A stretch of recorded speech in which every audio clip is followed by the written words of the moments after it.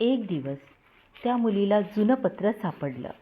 ती वाचू लागली आणि थांबली. हे माझ्या बाबांचं हँडरायटिंग नाही. ती सैनिकाकडे पाहते, डोळ्यात प्रश्न. तुम्ही माझे बाबा नाही ना? तो क्षणभर थांबला, शांत राहिला. तो सैनिक नंतर हसतो आणि डोळ्यात पाणी.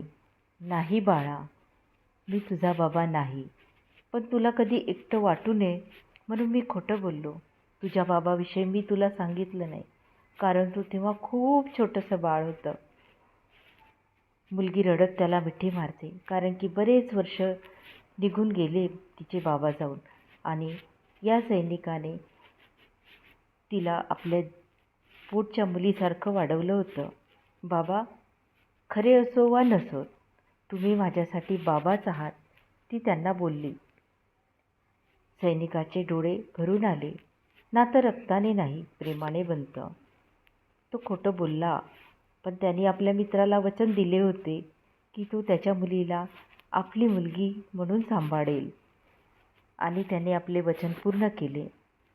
कधी कधी एक खोटं एखाद्याचं आयुष्य वाचवतं. नातं रक्ताने नाही तर प्रेमाने तयार होतो.